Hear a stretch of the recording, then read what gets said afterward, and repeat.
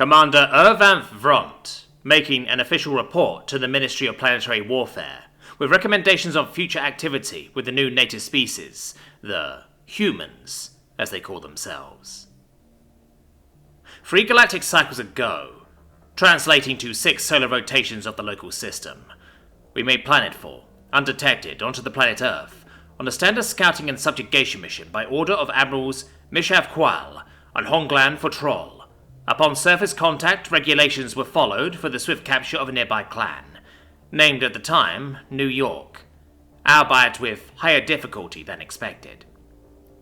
Sticking to procedure, a quick roundup of the tribe as well as a coordinated blitz attack to remove the armed presence within was executed, resulting in a total of 6 million native casualties, 2 million captured slaves of varying quality, several hundred captives who were sent for processing and information extraction, as well as a few stragglers, no doubt making a mass scramble for the safety of a nearby clan. Soon after this, it was brought to my attention that our initial reports of the populace were incorrect. This was no mere Class 2 tribe world we could easily take, and we were uninformed of some of the odd behaviours of the natives. Primarily, the presence of rules of war was not a sign of weakness as we, the scouting party, thought. It was the result of these humans being so adept in the art of death that they invented arbitrary laws to make the game harder. After an unfruitful extraction of information from the governing body of this clan and the captured armed forces, it was decided that the broadcast of the execution of their leader would be held planet-wide in order to break the morale of the people and make future excursions easier than the admittedly difficult capture of the first tribe. This was an error. Rather than break their will, we had galvanized it. They set aside centuries of infighting and disputes in order to fight against us, a most rare and peculiar response. Within a local cycle, our progress had been brought to a near halt. They had captured and reverse-engineered a fighter craft.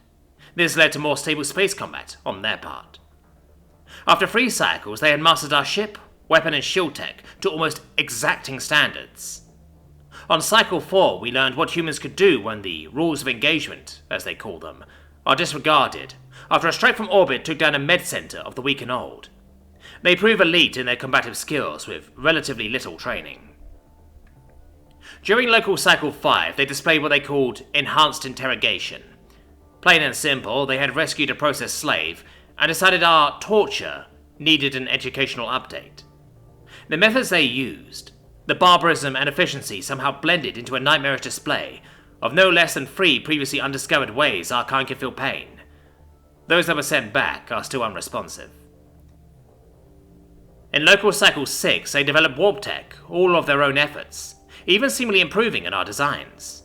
This gave the metaphorical Shugla flight. By the end of cycle, they were making a full astral assault on base station Gamma. So now, here I sit, with a Terran Alliance soldier pressing his weapon at my back, watching as I warn you all.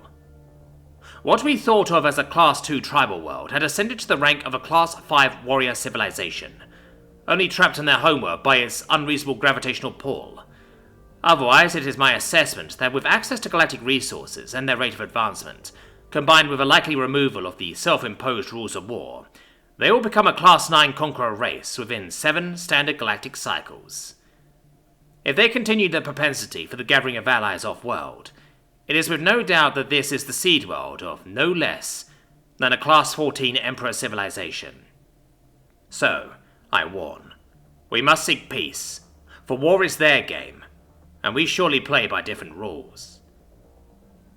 Commander Orvath Ront, Expeditionary Leader of Scouting Group 7. May the light of the Elder shine upon my end.